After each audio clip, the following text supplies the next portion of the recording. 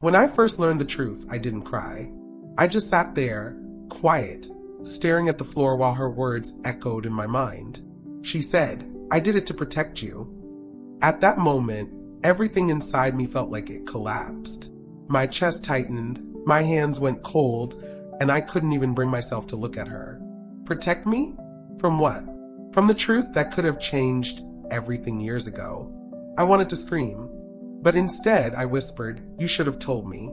It was a rainy afternoon. I remember the sound of water dripping from the roof, hitting the ground outside like soft, nervous footsteps. We were sitting in the living room, the same room where we used to have tea every Sunday, where laughter used to fill the walls. Now there was only silence. The kind of silence that makes you realize something inside you has broken, and there's no way to fix it easily. She looked older than I remembered. Her eyes, usually so warm and calm, were filled with tears that never quite fell. Her hands trembled slightly as she tried to hold her cup of tea. I watched her fingers, the same hands that had once wiped my tears when I was little, and all I could think was, how could those same hands hide something so big? I didn't want to believe her. I didn't want to think that someone who loved me so deeply could keep something so important from me. But she did. And because of that lie, everything changed. You see, sometimes people lie not to hurt you, but to keep you safe. At least, that's what they tell themselves. They think silence is kindness. They think shielding you from pain will make life easier. But what they don't realize is truth has a way of finding you anyway. It shows up years later, knocking softly at your door when you least expect it. That's what happened to me. The day I learned her secret was the day I understood what love can do, how it can heal, but also how it can destroy. I thought back to all the years we spent together, the times I trusted her with everything. The nights she sat by my bed when I couldn't sleep. The mornings she'd make me breakfast before school, humming under her breath. She was my comfort, my safe place. But now, she was also the person who had broken that safety in two. That day, sitting across from her, I realized that love isn't always honest. Sometimes it hides behind fear, fear of losing someone, fear of being blamed, fear of the truth itself.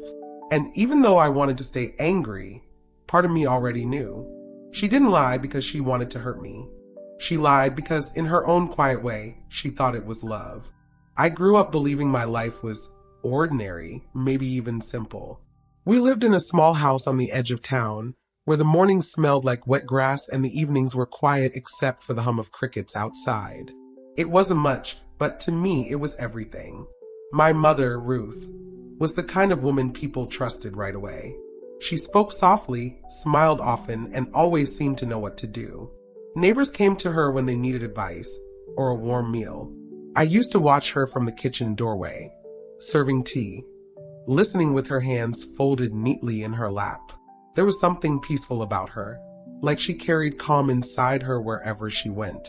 It was just the two of us for as long as I could remember. Whenever I asked about my father, she'd smile in that practiced, gentle way of hers and say, he was a kind man, but he had to go away. I never pressed too hard. I figured it was one of those grown-up things that kids weren't supposed to understand yet. When I was little, I thought she was magic. She could fix anything, torn clothes, broken toys, even bad dreams. If I woke up crying in the middle of the night, she'd sit on the edge of my bed, humming that same tune she always hummed. I never knew what song it was, but it felt safe, like it belonged only to us. We didn't have much money, but she never made me feel poor. Our meals were simple, our clothes carefully mended, and every birthday she'd find a way to make it special, even if it was just a cupcake with a single candle. Life was quiet, predictable, safe, or at least that's how it seemed. I remember one evening, when I was about 9, coming home from school and finding her sitting at the kitchen table, a letter in her hands. Her face looked pale, and her lips trembled slightly. I asked, "Mom, are you okay?" She folded the letter quickly and smiled. "Of course, sweetheart. Just tired." Then she tucked the letter away in the drawer, the one she always kept locked. At the time, I didn't think much of it. But sometimes, late at night, I'd hear her walking around the kitchen long after I'd gone to bed. Cups clinking softly, a chair moving, quiet sighs that sounded like she was trying not to cry. I'd peek through the doorway and see her standing by the window, staring into the dark. And even as a child, I could sense something heavy in the air, something unspoken. As I grew older, our bond deepened, but so did my curiosity. In high school, I began to notice how little I knew about her past. She never talked about where she grew up or who her friends were before me. I once found an old photograph in a box, a picture of her, younger, standing beside a man I didn't recognize. When I asked her about it, she said softly, "That's just someone I used to know." Then she took the photo and slipped it into her purse. There was no anger in her tone, but something in her eyes told me not to ask again. So I didn't. Instead, I carried on with school, my friends, my small world. But deep down, I always felt there was a part of her life that didn't include me, a hidden chapter one wasn't allowed to read. Still, she was my world. Every decision I made with her voice in the back of my mind. She raised me to be kind, to forgive quickly, to never let pride stand in the way of love. Those lessons shaped me more than I realized. When I went to college, she cried at the bus stop. I tried to act brave, smiling through the lump in my throat. "Don't worry, Mom," I told her. "It's not like I'm going far." She nodded and held my hands tight. "I know," she said, "but the house will be so quiet without you." That first night in the dorm, I called her just to say goodnight. She laughed softly through the phone, pretending she hadn't been waiting for me to call. Every week, she sent me a letter. Real letters, not emails, not texts. Envelopes filled with her handwriting. Small notes about the garden, the neighbors, the weather. Sometimes she'd tuck in a $5 bill, or a small photo of our cat sleeping on my bed. I kept them all. Every single one.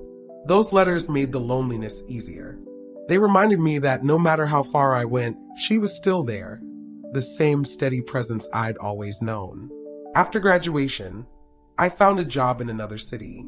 It was small but enough to get by. I rented a tiny apartment and called her every weekend. She always asked the same things. "Are you eating well? Are you sleeping enough?" And I'd always say yes, even if I wasn't. A few years later, I got engaged. I wanted her to be the first to know. When I told her over the phone, there was a long pause before she said, "That's wonderful, darling." But her voice didn't sound happy, not exactly. It sounded worried. I brushed it off, assuming she was just emotional about me growing up. But looking back now, I think that was the first moment she realized her secret couldn't stay hidden forever. When I brought my fiancé, Daniel, home for the first time, she welcomed him politely, but distantly. She smiled, made dinner, asked all the right questions, but something in her tone was off. I could feel her holding back. After dinner, when Daniel went outside to take a call, she said quietly, "He reminds me of someone." "Who?" I asked. She shook her head. "Never mind. It's nothing." That night, I couldn't sleep. There was something in the way she looked at him, a mix of fear and sadness I couldn't explain. Over the next few years, things between us changed in small, almost invisible ways. Our calls became shorter, our visits less frequent. She still said she was fine, but her voice had grown softer, as if she was always holding something back. I'd ask, "Is everything okay?" And she'd reply, "Of course. Don't worry about me." But I did worry. I always did. Still, I had my own life to build. My marriage, my career, the endless responsibilities of adulthood. And so, little by little, the space between us grew. Not out of anger, but out of time. Out of silence. Out of everything we didn't say. If I'd known then what I know now, I would have visited more. I would have looked her in the eyes and asked the questions I was too afraid to ask. But back then, I believed that love meant trusting without needing to understand everything. I believed that she would never, ever hide something that could hurt me. I was wrong. The first sign that something was truly wrong came one quiet Sunday afternoon. I had decided to visit my mother without warning. A surprise visit. She loved surprises, or at least she used to. The moment she opened the door, I noticed it. Her face froze for a second, not out of joy, but out of something else. Something like panic. "Mom," I said, smiling. "I thought I'd spend the day with you." She hesitated before letting me in. "Oh, that's lovely," she said. her voice softer than usual. I just wasn't expecting anyone. The house felt different that day. It was clean as always, but the air was heavy. On the table, there were 2 teacups, one half full, still warm. "Did you have company?" I asked. She looked at the cups, then back at me. "Just a neighbor," she said quickly. She dropped by for a few minutes. I nodded, pretending to believe her. But the cups told a different story. The second one wasn't the kind she used for guests. It was part of an old set, the one she used to keep in the cabinet, saying they were special. I didn't ask more. I told myself I was imagining things, but a quiet unease began to grow in me that I couldn't shake. Over the next few months, I noticed small things. Letters she had once written every week stopped coming altogether. When I called, she answered, but her voice always sounded distracted. I'd ask what she was doing, and she'd say, "Oh, just organizing old things." Once, I heard the sound of someone speaking softly in the background before she said she had to go. Another time, I mentioned Daniel, and she changed the subject so fast it startled me. She had never been like that before. My mother used to want to know everything. How we were doing, what we were planning, what my dreams were. Now, it was like she was afraid to hear too much. Daniel noticed too. "Your mom seems distant lately," he said one night while we were cleaning up after dinner. I shrugged. "She's getting older, maybe she's just tired." He gave me a look that said he didn't believe that any more than I did. One evening, about a year later, she called me. Her voice was shaking. "Can you come home for a few days?" she asked. "There's something I want to tell you." My heart started to race. "Is everything okay?" There was a long pause before she said, "It will be." I drove down the next morning. When I arrived, she was sitting by the window holding that same photograph I had once seen years ago. The one with the man I didn't recognize. "Who is he?" I asked gently. She looked at the photo for a long moment before answering. "Someone I should have told you about." Before she could say more, the phone rang.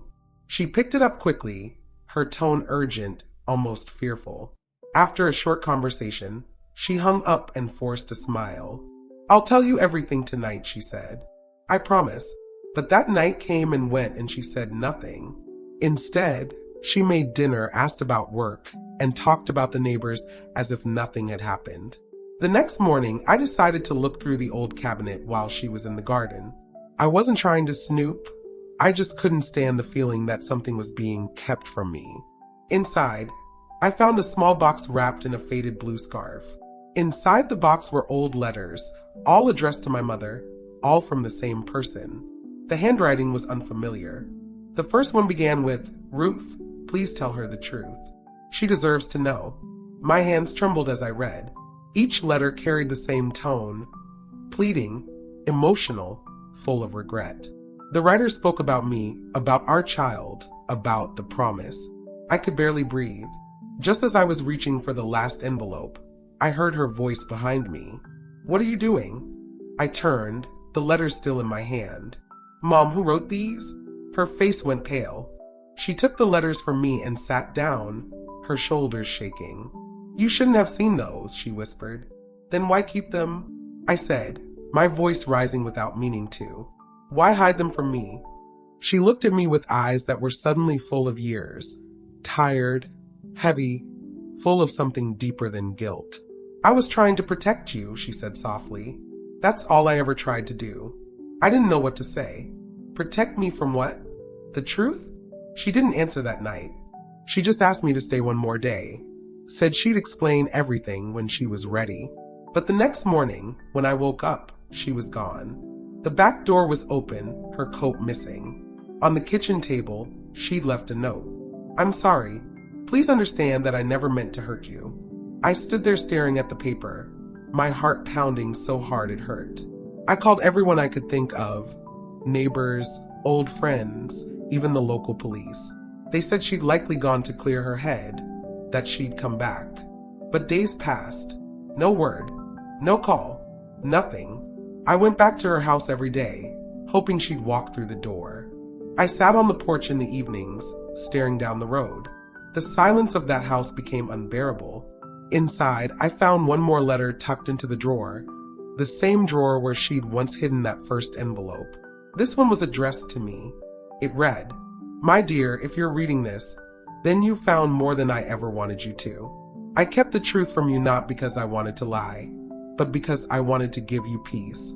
Some things about the past are too heavy to carry. I thought I could carry them for you." I read it over and over again, tears blurring the words. What truth? What could be so terrible that she thought I couldn't handle it? Daniel tried to comfort me. "She'll come back," he said softly. "Maybe she just needs time." But something inside me told me this wasn't just about time. This was about something much deeper. That night, I went through the letters again, trying to piece together what she had hidden. There was one that stood out. It was dated before I was born. It said, "I can't live with the lie, Ruth. She'll find out one day that I'm her father." The world stopped spinning for a moment. My father, the man in the photo, the man she had said was someone she used to know.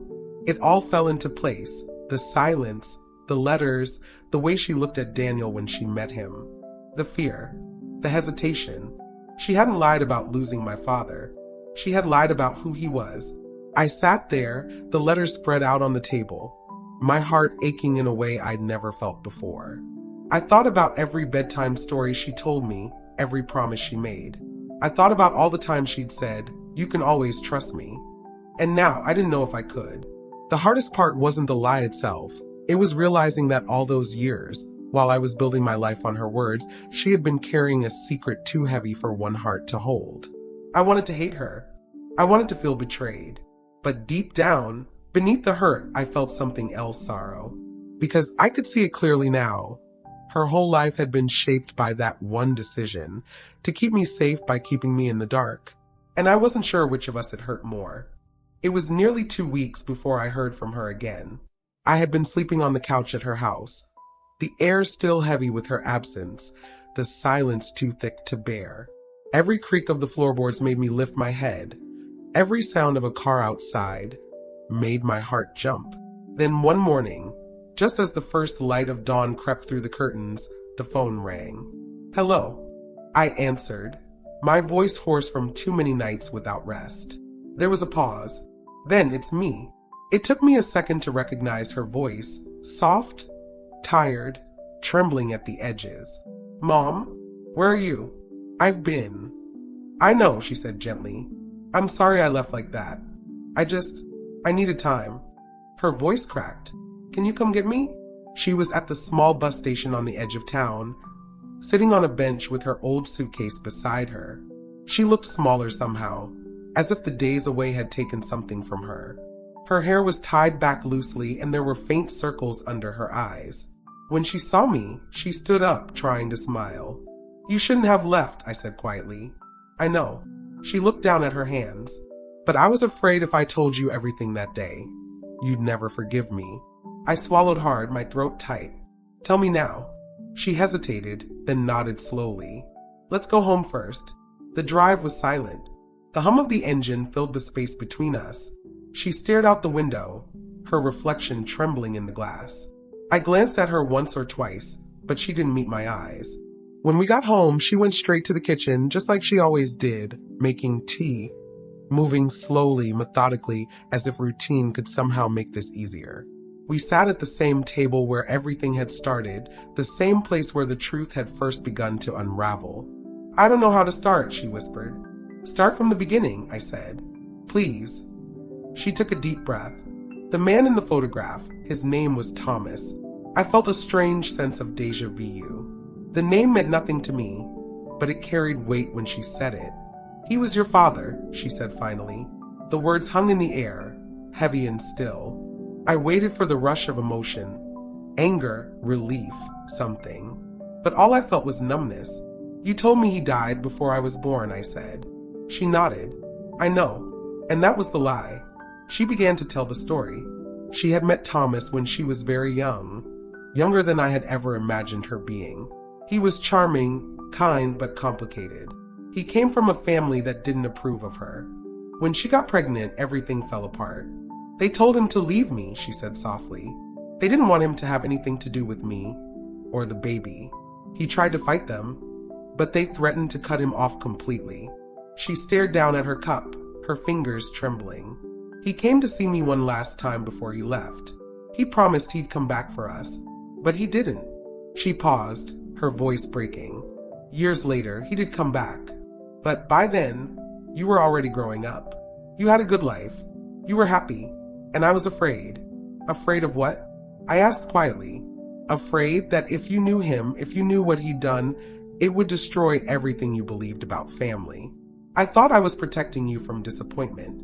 I didn't want you to think your father abandoned you." She covered her face with her hands. "So I told you he was gone. I thought it would be easier for you to grow up with a clean story. No questions, no shame." I sat there, the words sinking in. It made sense in a way that hurt more than if it hadn't. She had lied to protect me from pain, but in doing so, she had built our whole life on a foundation that wasn't true. "And the letters?" I asked. "They were from him, weren't they?" She nodded. "He wrote every year. He wanted to see you, but I couldn't let him.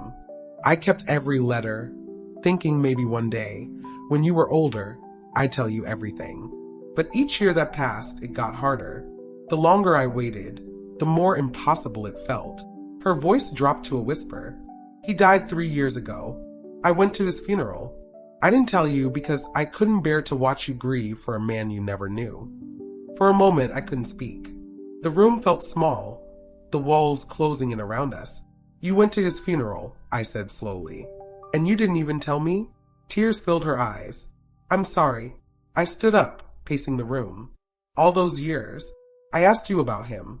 I looked you in the eye and asked if he was gone, and you said yes. You let me believe he was dead." She nodded, her voice barely audible. "I thought I was doing the right thing." I shook my head. "You were trying to protect yourself, not me." That silence that followed was heavier than any shouting could have been. She didn't argue. She just sat there, her hands clasped together, her shoulders trembling. Finally, she whispered, "You're right." We didn't speak for the rest of that day. I went to my old room, lay down on the bed, and stared at the ceiling. Everything felt wrong. The air, the house, even the memories, they all felt like strangers.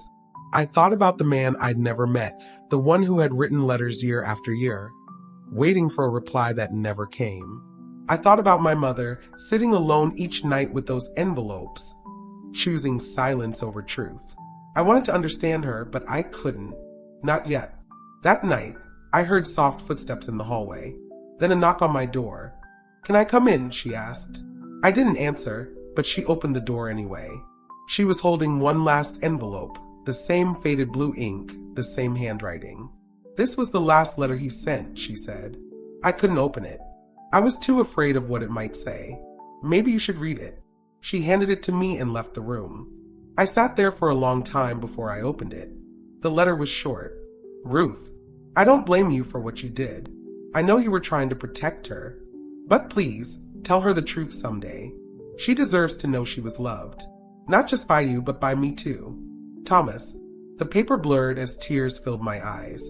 I had spent my whole life believing I was unwanted, abandoned, when in reality, the man who should have been there had wanted to be, and the woman who raised me had been too afraid to let him. The next morning, I found her in the kitchen again, making tea like always. "I read it," I said quietly. She nodded without looking up. "I thought you would." I sat across from her, the letter in my hand. "He loved me." "Yes," she whispered. "He did. Then why didn't you let him?" She looked up, and for the first time, I saw something in her eyes that broke me. Not guilt, not fear, but shame. "Because I was afraid he'd love you more than me," she said. "And I couldn't bear to lose you." The honesty hit harder than the lie ever could. She had lied out of love, yes, but also out of fear, selfishness, loneliness. And yet, as wrong as it was, I understood it. Because love, in its truest form, isn't clean or perfect. It's messy. It's desperate. It makes people do foolish, human things. We both cried that morning. Not loudly. Not the kind of crying that releases everything. It was quieter, smaller, the kind that hurts deep inside and has no sound. She reached across the table and took my hand.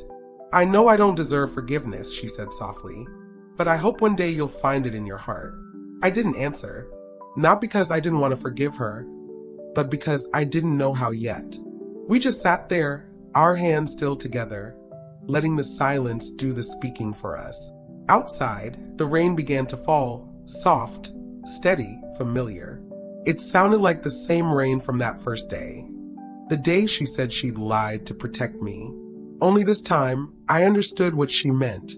The days after that conversation moved slowly, like time itself was hesitant to move forward. Everything between us felt fragile, careful, quiet. There was no shouting, no blame, just a silence that held too many unspoken things. We went through our usual motions. She made tea. I washed the dishes. She asked if I was sleeping well. I said I was, even though I wasn't. But beneath every word was the weight of everything we now knew. It was strange. Knowing the truth didn't bring the closure I expected. It brought something else entirely. A mix of sadness and strange relief. For the first time, I saw her not as the mother who always had answers, but as a woman, flawed, frightened, trying her best to love and protect in the only way she knew how. I had grown up seeing her as unbreakable, but now she seemed smaller, softer. And maybe for the first time in my life, I felt older than her. A few days later, we went for a walk together. The sky was gray, and the air smelled like rain, but she wanted to go anyway. I used to walk this road every evening when you were away at college, she said quietly. It made me feel close to you. We walked side by side in silence, our feet crunching over the gravel. There were moments when I wanted to reach for her hand, but something in me still held back. She must have sensed it. You don't have to forgive me yet, she said gently. Just don't stop walking with me. I looked at her, at the woman who had given me everything, even if imperfectly, and nodded. I won't. That simple promise seemed to ease something in her. She smiled for the first time in days. That night, I stayed up reading through the rest of the letters. There weren't many left, only a handful she hadn't shown me yet. Each one told me something new about the man who had wanted to be my father. He wrote about the little things, wondering if I liked school, if I had her smile, if I was healthy. In one, he said he had bought a small silver bracelet for me, but never got the chance to give it. I found that bracelet the next morning, tucked inside a drawer in her bedroom. The metal was tarnished, but it was still beautiful, small, delicate, engraved with the word hope. When she saw me holding it, she said softly, "He sent it with one of the letters." I couldn't bring myself to give it to you then. I slipped it onto my wrist. It felt cold at first, but somehow right. "It's not too late," I said quietly. She smiled faintly. "No," she said. "It's not." We began to talk more after that. Not about the lie, not at first, but about little things. The garden, the neighbors, memories from when I was young. Slowly, we began to rebuild something. Not the same bond we had before, but something new. Something honest. I started visiting more often. Each time I came, the air between us felt a little lighter. She still carried her guilt like a shadow, but she didn't hide it anymore. And I didn't hide my hurt either. One evening, while we were sitting on the porch, she said, "You know, for years, I told myself that silence was love. That if I didn't speak the truth, it couldn't hurt you. But silence can be louder than any words." I nodded, watching the sunset paint the sky. I think we both learned that the hard way. She laughed softly, a sound I hadn't heard in too long. Yes, we did. A few months passed like that, small moments of healing woven between the everyday routines. Then one day, she handed me a small box. "I want you to have these," she said. Inside were all the letters, every one of them, even the ones she had tried to hide. I looked at her, surprised. "Are you sure?" She nodded. "They're yours. They always were. I just borrowed them for too long." That sentence, "I borrowed them for too long," stayed with me. It was the closest she had ever come to asking for forgiveness without saying the words. I took the box home and placed it on my shelf. Some nights, when the house was quiet, I would take one out and read it again. And even though I never met him, I began to feel like I knew him, not through his absence, but through his words. Around that time, my mother's health began to decline. It wasn't sudden, just small signs at first. She grew tired easily, forgot small things, and sometimes lost her balance. When I suggested going to the doctor, she smiled faintly. "It's just age, dear." Don't make a fuss. But after a few weeks, it became clear that it was more than that. She was diagnosed with a heart condition. The doctor said it was manageable, but that she needed rest, medicine, and regular checkups. I started visiting every weekend. Daniel came too, fixing things around the house, making her laugh with his gentle humor. It warmed me to see them together. For years, I had felt like my mother never quite accepted him. Now, she treated him like a son. One evening, when he stepped out to get groceries, she turned to me and said, "He's good for you." I see that now. I smiled. "He is. I'm glad," she said. "I wasn't always kind to him. I think I saw too much of the past in his eyes." I reached for her hand. "You don't have to explain." But she shook her head. "I do, because I spent too many years not explaining." The following months were gentle in their own way. She began to share stories from her youth, not just about my father, but about her life before me. I learned about her childhood, her dreams, the things she gave up. I learned that she once wanted to be a teacher, that she loved poetry, that she used to dance barefoot in the rain with her sister before life became heavy. And with each story, I began to see her less as the woman who lied, and more as the woman who had lived and survived through so much. Sometimes, forgiveness doesn't come as a single moment. It arrives quietly through understanding, through listening, through sitting together in silence and realizing you no longer feel the same ache you used to. That's how it was for us. One late evening, I found her sitting in her chair, watching the rain fall outside. "It sounds the same as that day," she said softly. "Do you remember?" I nodded. "I remember. I think I finally understand something," she said after a long pause. "When you were little, I thought protecting you meant keeping you from pain. But now I see. Love isn't about keeping someone safe from the world. It's about walking with them through it." Her words lingered in the air, gentle and true. I reached over and took her hand. "Then let's keep walking," I said. She smiled, and for the first time in a long time, her eyes looked at peace. As the weeks turned into months, her health grew weaker, but her spirit grew lighter. We spent many quiet afternoons together, reading, talking, sometimes just sitting in comfortable silence. She loved to hum still, that same tune she had always hummed when I was a child. One day, I asked her what the song was. "It's an old lullaby," she said. "My mother used to sing it to me. I guess I passed it on without realizing. It always made me feel safe," I told her. She smiled. Then it did its job. The day she passed away was calm, the kind of day she would have loved. Gentle sunlight, a cool breeze, and the sound of the garden outside her window. I was there, holding her hand. She looked at me and whispered, "I'm so proud of you." Those were her last words. There was no big goodbye, no long speech. Just those 5 words, soft, honest, enough. And somehow that was all I needed. The funeral was small. Just a few close friends, some neighbors, and Daniel. After everyone left, I stayed behind for a while. I placed the bracelet on the flowers atop her grave, the one with hope engraved on it. It felt right to leave it with her. She had carried that hope, even through her mistakes. As I stood there, I realized something. Forgiveness doesn't erase the past, but it changes what it means. Her lie had broken us apart for a time. Yes, but it had also taught me what love really looks like when it's stripped of its illusions. Love isn't perfect. It's not always honest or clean. It's messy, full of fear, but still it tries. It endures.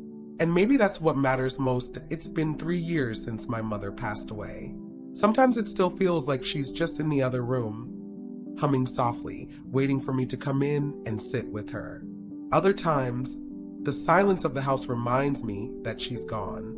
I visit her grave every few weeks. The garden around it is always quiet. Birds sing in the morning, and the air smells like rain and wildflowers. I bring fresh flowers, not out of habit, but because it makes me feel close to her. The silver bracelet with hope is still there, resting beneath the soil. I used to think of it as something she left unfinished, a symbol of what was lost between us. But now I see it differently. Hope was never about what we missed. It was about what we found, even in the middle of all that hurt. After she passed, I went through her things slowly. Every drawer, every box. It took weeks, but I wanted to take my time. I wanted to understand her fully, not as the woman who lied, but as the woman who loved. I found old photographs, some of her writings, and even a few letters she never sent. One was addressed to me, but she hadn't sealed it. The handwriting was shaky, uneven, written not long before she died. It said, "My dearest, I don't know if you'll ever truly forgive me, but I hope you understand. I didn't lie because I doubted your strength. I lied because I was afraid of losing you. You were the only thing in this world I was ever sure about. I loved you too much, and I didn't know how to show it without breaking something. If you ever wonder whether I was proud of you, I was every single day." I cried for a long time after reading that. Not from pain, but from a kind of quiet gratitude. Because I finally understood that she had lived her life in love, even if that love was imperfect. In the months that followed, I found myself doing little things she used to do. Humming while I cooked, keeping flowers on the windowsill, writing letters I'd never send.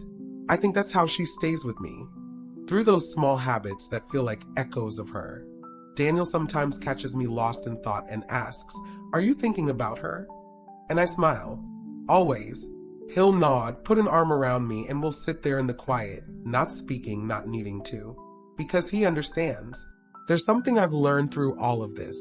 Something I wish I could tell the version of myself who first discovered the truth. Love doesn't always tell the truth the way we expect it to.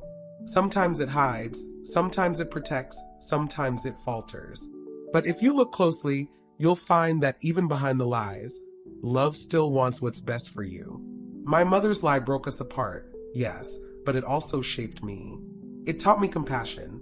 It showed me that even people who make mistakes can love deeply. And that forgiveness isn't about pretending the hurt didn't happen. It's about choosing to see the heart behind the hurt. I think about that night often. The rain, the porch light, the way she looked at me when the truth finally came out. There was fear in her eyes, but there was also love, raw and trembling, but real. And I realize now that this is what love looks like in real life. Not perfect, not neat, just human. If there's one thing I could say to anyone listening to my story, it's this. Don't wait too long to understand the people who love you. Ask the questions, even the hard ones. Listen to the stories, even if they hurt. Because sometimes the truth doesn't take people away from us. It brings them closer than ever before. These days, I find peace in the simple things. The smell of rain. The sound of her lullaby still playing softly in my memory. The bracelet with hope shining faintly in the soil where she rests. And whenever I feel lost, I whisper the same words she left me with. "I'm so proud of you." Because now I know she didn't just say them as her last words. She lived them. Every day she loved me. She lied to protect me, but it broke us apart. And yet, in the end, her love was what brought me home again.